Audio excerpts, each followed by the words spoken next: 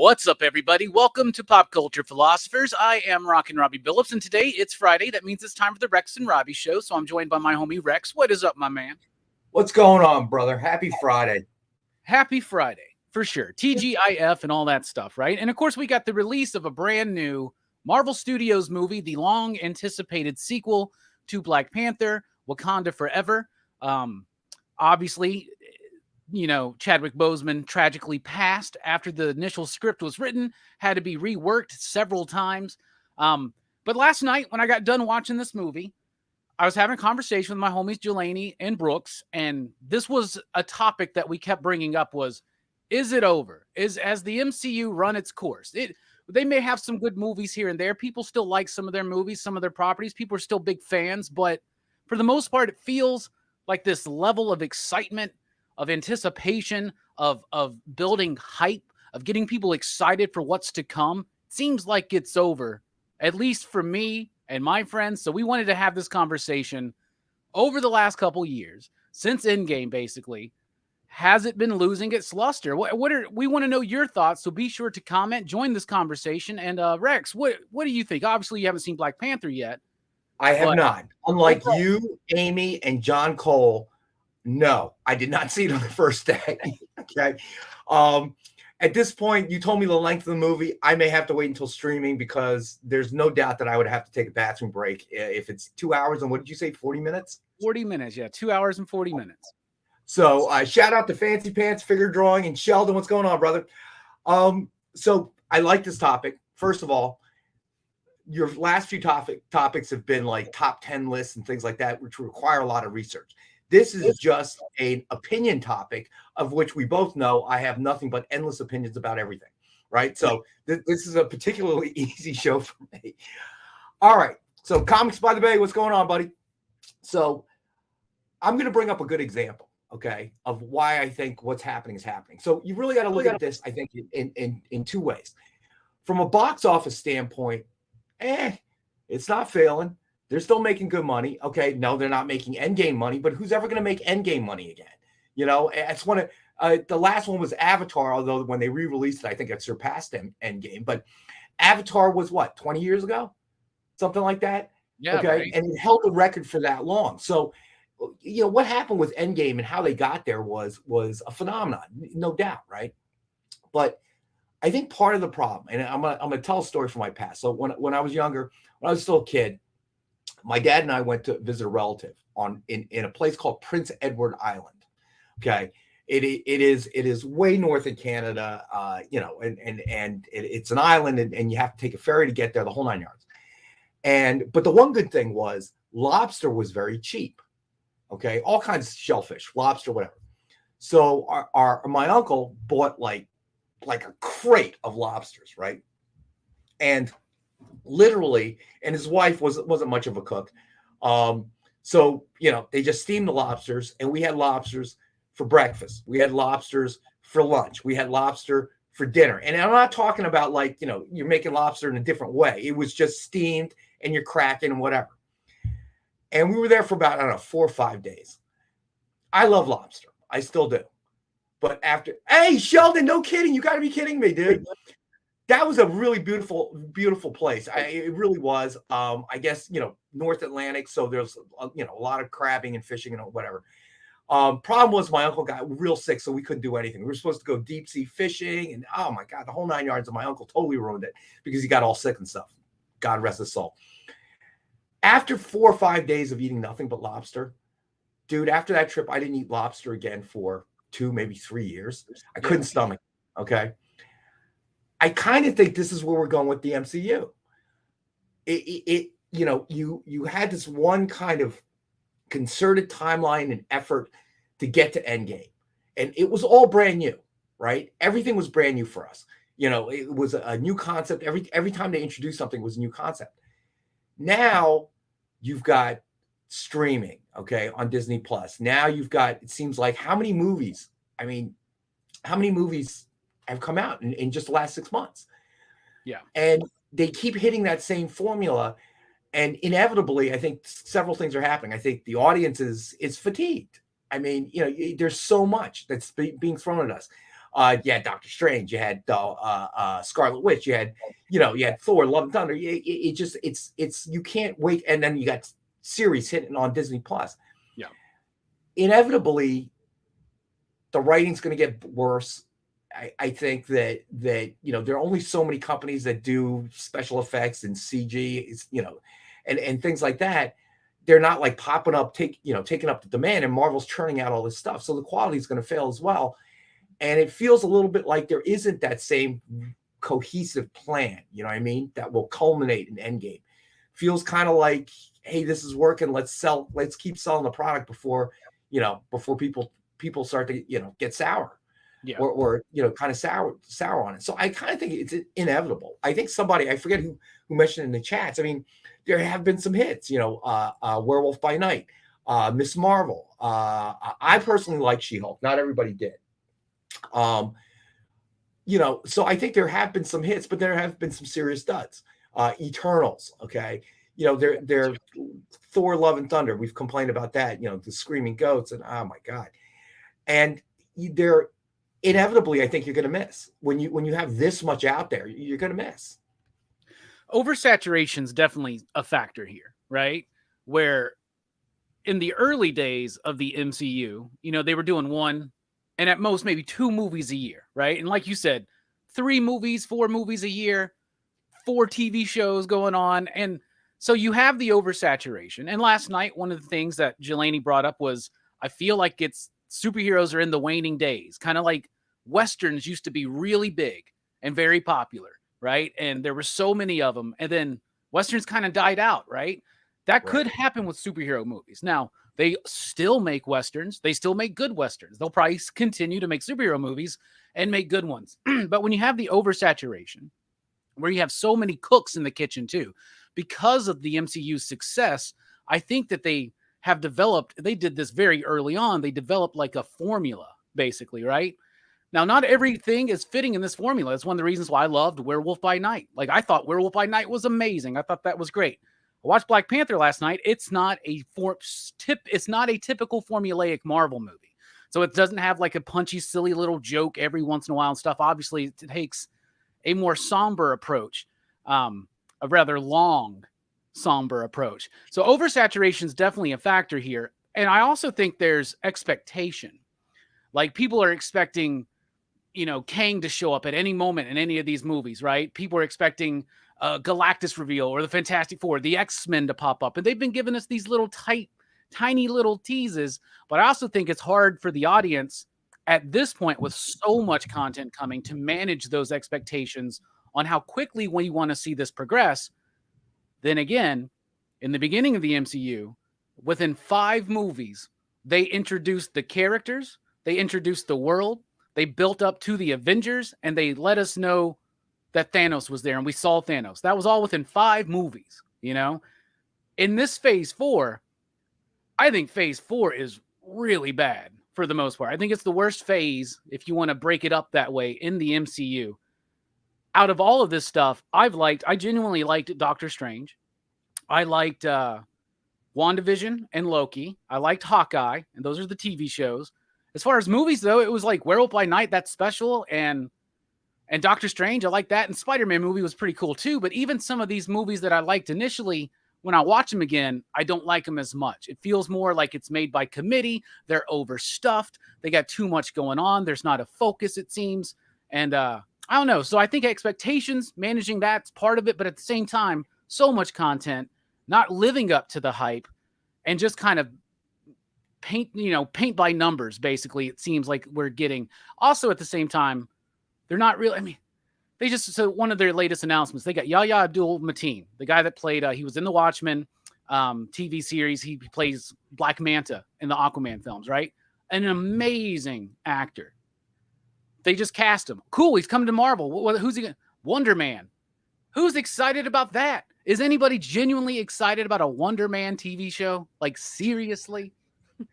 Well, I think first and foremost, I think that you can't compare the early MCU to the MCU today. All right, because as you said, expectations, right? So early MCU, we had none, zero. And they were still in that kind of, I don't know what you want to call it, experimental stage, building. All right, let's throw Iron Man out there. Let's see how that goes. Okay. And it went well. Okay. Well, now we can go with part 2 of our plan. Let's throw this out there and let's see how that goes. And that went well. All right. This is going really, really great. So we're going to culminate with Avengers Endgame. All right. Hey, Two Gun, what's going on? And they did. And it was fantastic. So now everybody's expectations are, all right, what are you going to do next? Well, you go back and now you got to reinvent the wheel. Okay. Now, obviously, there's a business side of this. And I got to say this, do we really expect the MCU and Disney to dramatically improve? Because we can complain about it. We can say, oh my God, Eternals was awful. This was awful. That was awful. But at the end of the day, Thor: Love and Thunder, which I have panned like repeatedly since watching it, okay, especially those damn screaming goats. To me, that was the best part. They didn't lose money though, bro. Right? They didn't lose money. But money obviously doesn't mean quality. You know what I'm saying? No, it doesn't. It doesn't. But at the same time, though, last year, or is it this year? What's the highest grossing movie? It's not a Marvel movie. It's Top Gun Maverick, right? Right, correct. So that had people going to the theater in droves. And a lot of these movies, even though they do make their money, a lot of that is international, but they have huge drop-offs from week 1 to week 2. It's just, I don't know. And also, there's plenty of people like you, for instance, you're like, Black Panther's almost 3 hours. I'll just wait. I don't. Here's the thing, though. I'm not a good example because we all know it doesn't matter how great the movie is. I'm probably not going to the movie theater. I'm probably waiting for it to stream. Right. I'm not a movie theater kind of guy. Right. Unlike John Cole, who is the polar opposite. Right. So what did he tell us? He's gonna probably by Monday's show he's gonna have watched it 9 times. That's his thing. So you're not really losing me unless I don't bother to stream it, which won't happen. I'm definitely going to stream it, right?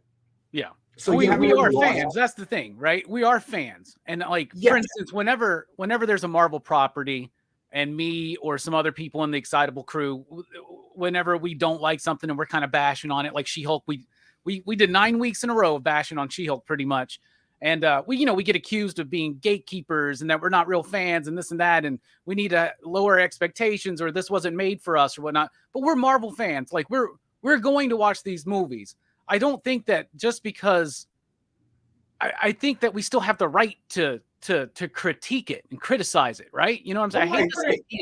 I hate this idea that people have. And I'm not, you haven't said this at all, but like, there is this idea out there of like, you can't be overcritically about these movies. Yes, you can. Like, you can be critical, but still be a fan. I don't know. That's just weird. No, I totally agree with you. I mean, I part of the fun is being critical. All right, and we have a right to be. We're the paying customers. We're the people you're trying to get to sit their butts in the movie theater to get refill their drink and their popcorn, whatever. So we have absolutely the right to do so. Now, what I'm saying though is, obviously, if you're sitting there counting all the money that MCU's making, they're not going to be overly concerned about this. Yeah, people are. Yeah, there's always haters. Whatever. You're still putting your seat, your butts in the seat, and giving us the money. The only difference now is it's not quite as easy as it was. You can't just sort of announce something and then we're like, oh yeah, please take our money right away. We don't need to see anything. I think we're getting to a point where we're going to be more critical about it, and eventually they're going to have to, I don't know, I don't know how much the streaming really kind of hurt it, because all of a sudden a lot of, and I enjoyed, a lot of, I really enjoyed Hawkeye, and things like that. But it almost feels like they took what was working in the original, the early MCU movies and the post-credit scenes to kind of lead off onto something else. It almost feels like all these these streaming shows are just an extended version of that now. Yeah. Like, okay, we're gonna make this 6-hour series, and then we're gonna drop little Easter eggs in there about something else that we're doing, right? Like, so WandaVision was kind of a precursor to New Avengers, or maybe a Scarlet Witch. Loki was kind of a precursor to Kang, that kind of thing. So they try to take that post-credit thing and then they extend them into a series, and then that becomes the Easter egg, and then sometimes it gets lost. Sometimes you're not spending enough time worried about the content of the series and the writing as much as you are, okay, we're going to have cameo, drop somebody there, a hint here, an Easter egg there. So, and again, it adds to the oversaturation, right? It almost feels like there isn't a week that goes by that something new from the MCU isn't premiering, right? I mean, and inevitably when you pump out that much product, quality is always going to be an issue, right? I look at it this way: back in the days when shoes were handcrafted, they would last a lifetime. Now you go to Shoe Mart USA, and the things will fall apart on you in 6 months. Yeah, it's something that happened with the Star Wars movies, right? Like people were excited about Star Wars, and then they just kept putting them out, and just people weren't responding well to them, and they just kept doing it. It's like whenever whenever they get criticized, it's almost like they double down against the criticism. They're like, "Oh, you think that's bad? Just wait." But Logan, what's up, buddy? Yeah, I mean, so I think that it's at a mature stage. Is there a danger that, oh my gosh, the sky is falling, the MCU's out of here, they're failing? No. Okay. And a demonstration of that is whether or not we like Thor Love and Thunder. Did we watch it? Yeah. Screaming goats and all. Okay. Am I going to watch it again? Probably. And I'll probably mute the screaming goat scenes now that I know they're coming. Okay. Because it was really annoying. Out of like over 30 movies, Thor Love and Thunder is number 13 as far as box office goes for them. Doctor Strange Multiverse of Madness is number 8. So yeah, they are still making money. They're not making the money that some other ones did. I mean, Spider-Man No Way Home is number 2 listed right now, but Spider-Man is a franchise in and of itself pretty much, right? Right, agreed. So but you mentioned who's excited about Power Man, right? Or Wonder Man. Or Wonder Man, sorry. Who was excited about Guardians of the Galaxy? You're right. I wasn't. And those are some of my favorite MCU movies. Although not obviously MCU, but Peacemaker. Who thought that was going to work? So I still believe that formula is not a bad one. Okay. You've exhausted all, like you have to go to Wonder Man because you've exhausted Captain America, Iron Man, and all the main characters. So you're going to have to reach down. But can it work? Sure. This whole thing kicked off with Blade in a sense. And that was definitely not a character that was well known. Most people watched and enjoyed the film, without ever knowing that the character was created from a comic. Yeah. So I believe that part of the formula can still work, but the writing has to be there. And if you're, stressing out a bunch of overworked, underpaid, people on the line to create this stuff with the special effects and everything else, and you're putting deadlines on them because you're churning out so much, well, you got to expect the quality is going to suffer. Yeah, absolutely. Eric says, in my opinion, the best Phase 4 movies and shows have been the ones allowed to be creative. WandaVision and Loki were pretty great. I love WandaVision. I love Loki. This is the thing. We've had a big lull for me in the MCU before. I thought Phase 2 was pretty weak, right? I think that they strengthened in Phase 3. Now, it doesn't mean that all Phase 2 wasn't good, but think about the way people think about Thor Dark World or Iron Man 2 or 3. You know what I'm saying? Like, or even Age of Ultron, which I think is one of my least favorite movies in this entire thing, but other people love it, right? And that's what's great. This is all subjective, right? But for me, there has been a lull before, and they did pull it back together. I thought Phase 3 was fantastic. Obviously, even taking away all of the Infinity War and Endgame stuff, they just made some solid movies because they had solid creators, directors, writers, good visions, right? That were allowed time to develop, right? I feel like time's a big factor now. They're like, we got to hit these dates. They make these dates up sometimes before they even have scripts, Rex, and that's not necessarily always a good thing because now you're trying to make a product to hit at a certain time. And then that deadline crunch, sometimes that makes work better. But when I think in cinema, it always makes it worse. I was listening to somebody talk recently. It was David Cronenberg. I was watching a David Cronenberg interview, and he says, for me, it's never about having more money. more money doesn't make a better movie. What makes a better movie is having more time to do it, right? And I feel like they don't have any time to do this stuff. With the MCU shows, we have been hearing all this stuff about overworked and underpaid CG artists, right? And maybe that shows why Moon Knight's cape looks so bad, why She-Hulk looks wonky during the You day. just can't get over that, bro. I don't know, man. I swear. And they got a Moon Knight season 2 coming, 10 episodes, they said.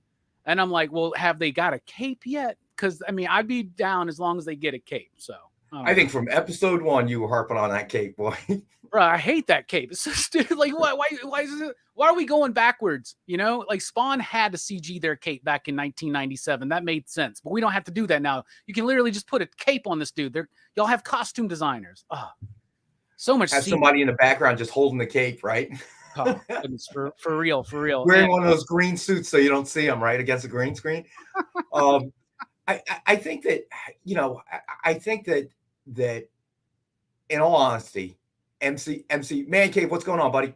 I think that the MCU is in no danger of going anywhere. I do think that saturation, and you know, I'll give them this much as well. Probably the pandemic had something to do with it, altering the course in a way. So a lot of things bounce to streaming and so on and so forth. But I don't think it's going anywhere. I think the larger question is, and it's always kind of been this way, right?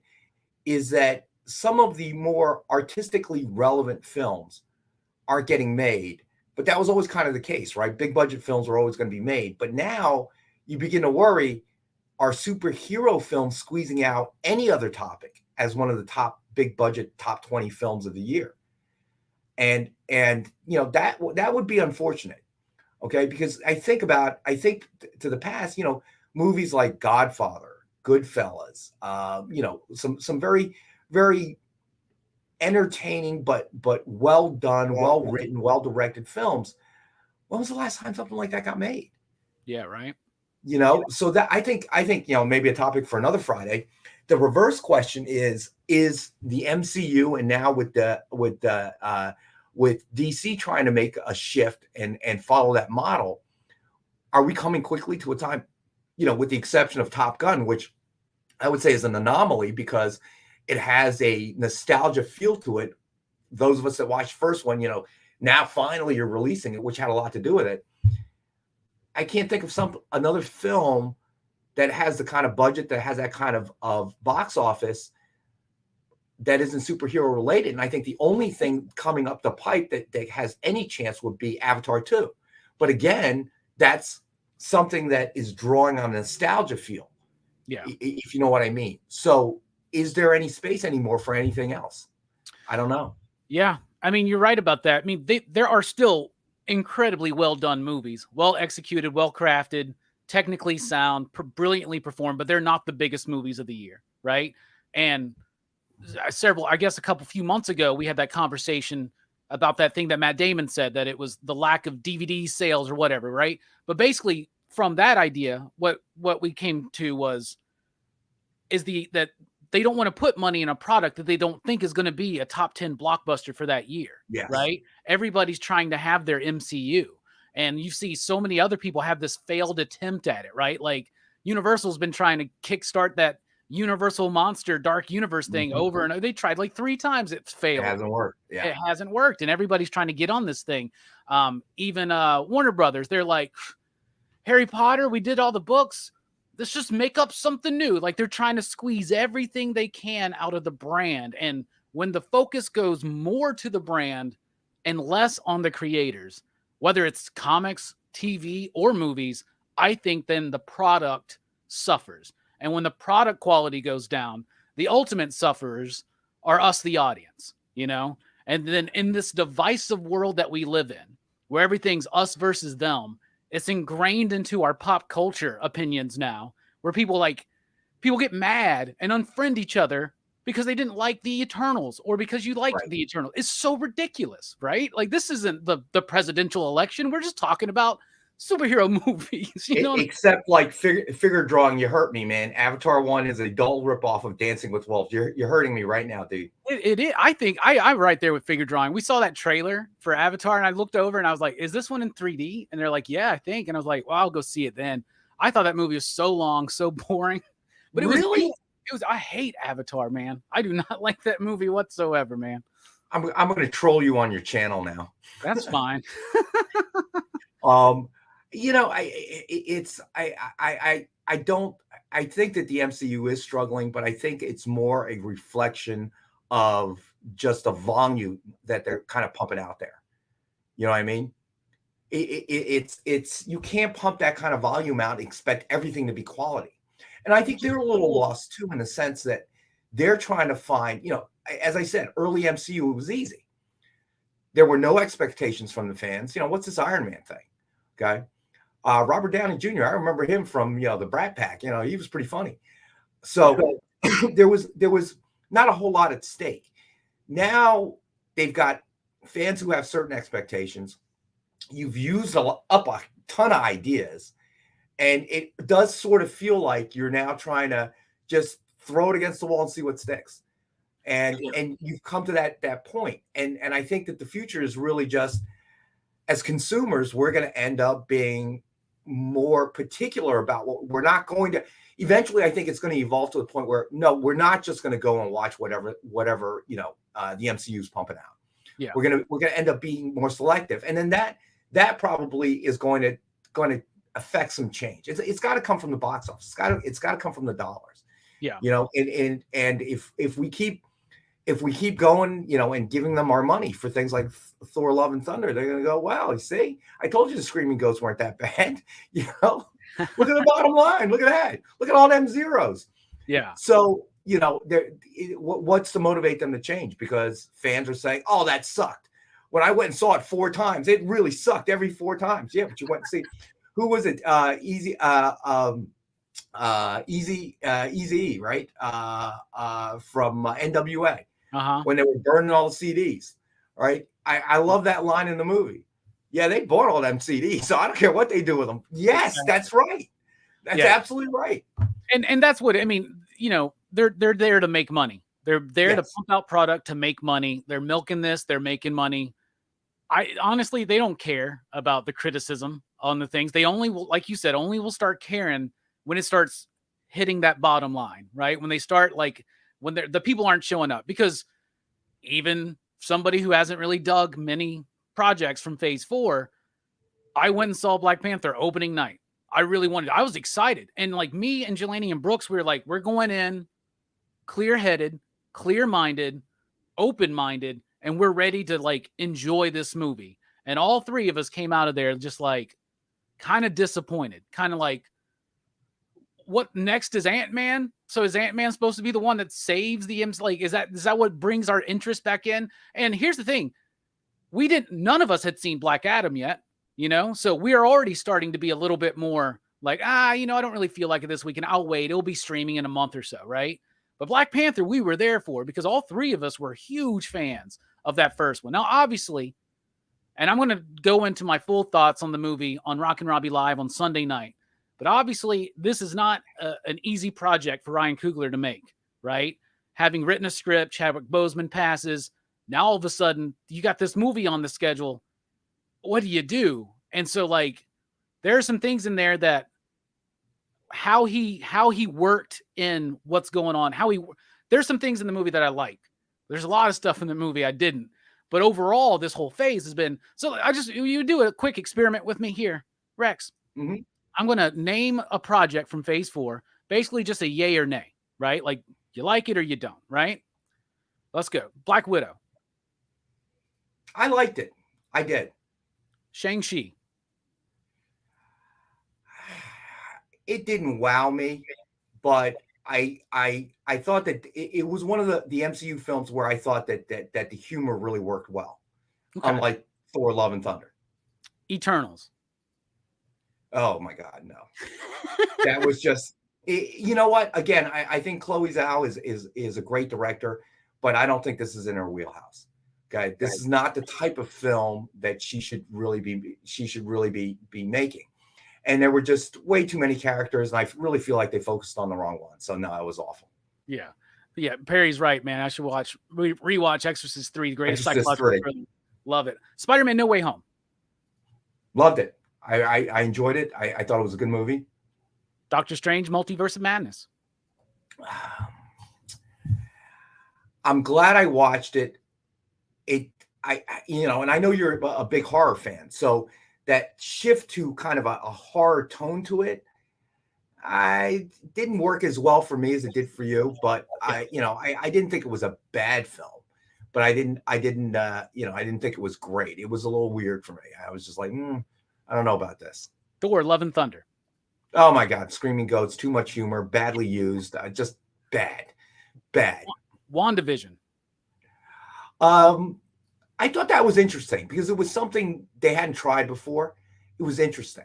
Yeah. So I came away enjoying it. It was not what I expected it to be, but I enjoyed it. I really loved WandaVision. Falcon and Winter Soldier. I enjoyed it. I liked the two actors. I liked the characters. I